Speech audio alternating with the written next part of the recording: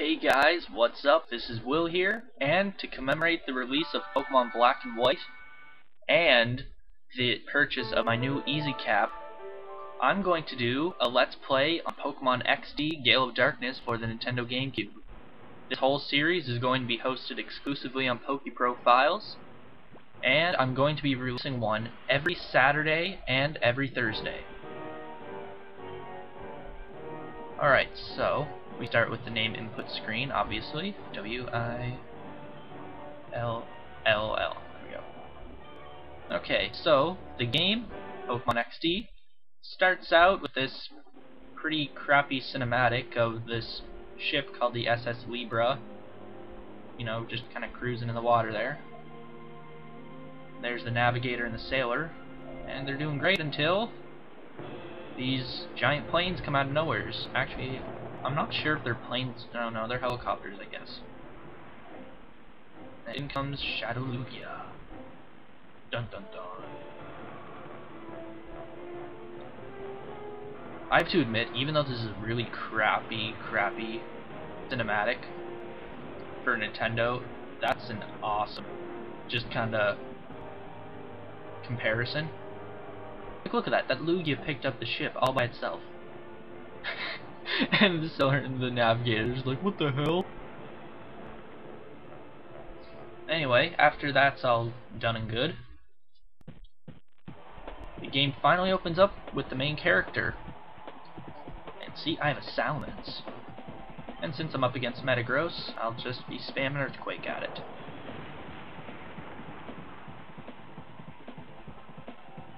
And as far as I know, the Metagross just spams Sludge Bomb, so... Oh, that actually did quite a bit. Anyway, yeah, you really don't have to worry about the Metagross. As long as you use Earthquake, you're gonna do fine. I remember when I was playing this game for the first time, I was like 10 or 11 years old, and I kept using Brick Break on Metagross because I knew it was a Steel type. And I knew about the fighting weakness, but not the ground weakness. But I also didn't know that Metagross was also psychic, so I kept using Brick Break on it, and I lost. Oh, it was so stupid then. No, I'm not raising anyone else except my Eevee, because my Eevee's awesome. Actually, Gentle Nature. Okay. I think I know what I'm going to be evolving it into already. You always want to know in the beginning, eh? You always want to know what you're going to be evolving your Eevee into. Also, guys, I apologize for a lot of the clipping and lag in the game. The program that I use to record this stuff, it usually lags a bit at first. But that's why I'm recording multiple parts at a time. Like at one sitting, because once the program's been running for a while, it starts recording a lot more fluently. So, I do apologize for any clipping and, you know, graphical lag and stuff.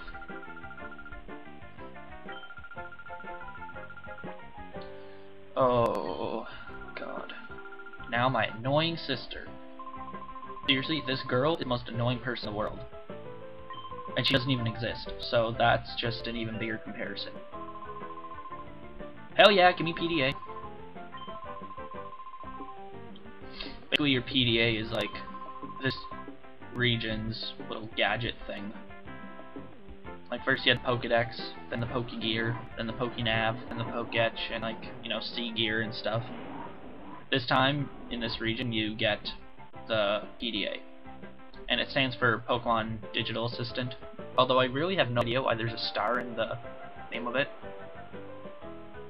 I really have no idea what kind of purpose it serves whatsoever, so, you know. Anyway, you go into your room here, and you'll see this little blue flashy thing on the table.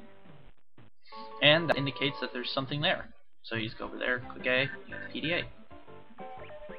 And right when you get it, you get an email from Crane saying that there's and stuff, and to find Jovi, aka Annoying Sister. Also, I never noticed before, but when you're in your room, have you ever noticed the planes hanging from the ceiling? I don't know why, it's always the first thing I notice when I go into the player's room in this game. I have no idea why. I always notice the planes first. Anyway, go up the elevator. Up the elevator. And then you go to no, you go over here. Right. So basically you'll have to watch this broadcast thing at some point. Some stupid scientist will force you. But you can go in right now if you want. And basically this is just a giant broadcast about that boat that was dropped by the Shadow Lugia and stuff. Then after you do that, you walk in and talk to this fat guy under the table. Actually, he's particularly fat, but he's just a dork because he wears overalls, so. It's a pretty big kid too. Like, jeez. Is he supposed to be a kid, or is he just an adult who wants to play with a 7-year-old girl, which is just even creepier? I really have no idea. That guy always baffled me. Anyway, once you go to the edge of the world you're in, you get to an overworld map where you can select locations. Once selected, you travel there on your scooter as I just did. Pretty simple stuff. Once you get to Kaminko's house, you'll notice it's a bit creepy looking.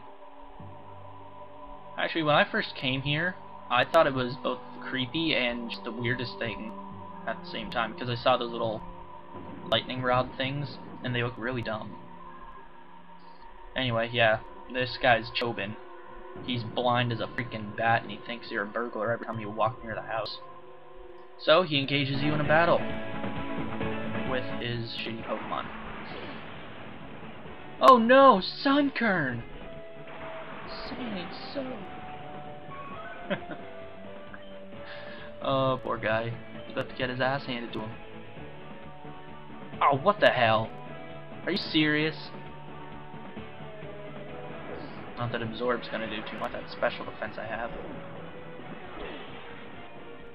Okay, I think Bite will do a little more damage anyway, so I'll just use Bite. Hopefully I'll nab a one-hit KO. Of course I wouldn't. Of course I wouldn't, knowing me. Of course he'd only have like 2 health left. And he's drained 3, so he's only gonna heal like 2. Oh, he only healed 1.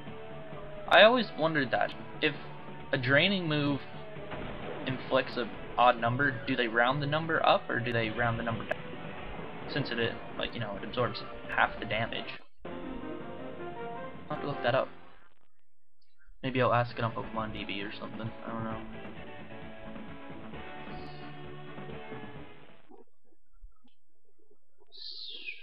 After you beat Chobin, he's just talking about how angry he is. Then he reveals that, oh, once I actually looked at you, you're not a burglar, you're actually a 12-year-old boy. And then out comes my annoying ass sister. No, I'm not lost. Ah, frig you.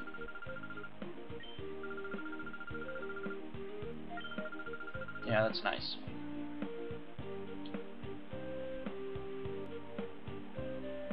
Unfortunately, she's my sister. Why do I have to go inside? Why can't I just leave her here? I don't want her at home anyway.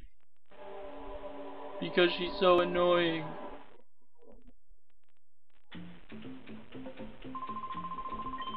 This is by far the most useless part of the whole game, except for Jovi. See, this is just enhancing the fact that Nintendo knew that Jovi was an annoying little shit. Anyway, this guy will turn on the VCR and he'll showcase one of Dr. Kaminko's useful inventions. I put useful in quotations because they're all a piece of junk. I have no idea why anyone would want to actually click on the VCR and play more of those. And if you do, then just turn off this Let's Play right now, because I don't even want you watching my videos. No, I'm totally kidding. I love you all, but... Oh, great. I just noticed something. It's a match made in heaven. The most annoying person in the game has the most annoying Pokemon in the game. I always hated Minun, because every time you face one, it'd be like in Pokemon Ruby or like Emerald, Sapphire, or whatever, and you'd fight one at like level 14, and you'd never be able to kill it in one hit. It would take like 4 hits just to kill it. I'm good like Geodude or something. They were such a pain. At least Plus will work way easier. Alright, so I'm driving her back to the HQ lab. Oh, sorry, I'm a little tired right now. Just woke up and stuff, so.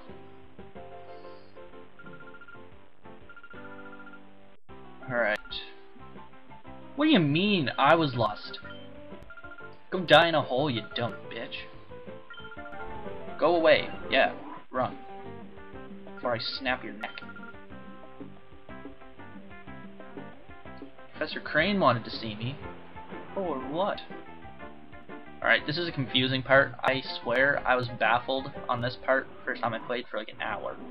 Christmas Day, I was sitting there for an hour. Mom and Dad were itching to get me over to my grandparents. I was sitting there and I could not figure out what to do. Then I realized you just talk to this old guy in his office. Once you do that, he tells you that he's not here. So you just go back downstairs. And he's right there. I swear it took me an hour to figure that out. So then he's going to walk over and he'll ask you about like the snag machine. And basically when he tells you about the snag machine, it'll start talking about shadow Pokemon after and stuff. Let's see. Basically, use the snag machine to steal shadow Pokemon from other people so you can open their hearts again, turn them back into normal Pokemon, etc, etc. Pretty basic stuff. If you played the first game, you'd know all that. Anyway, I'm about to take the snag machine, but we're going to have to cut it right here. Join me in Pokemon XD Let's Play Part 2 when I finally get the snag machine and an unexpected situation pops up that calls for my immediate attention. I'm Will from PokeProfiles, and I will see you guys next time.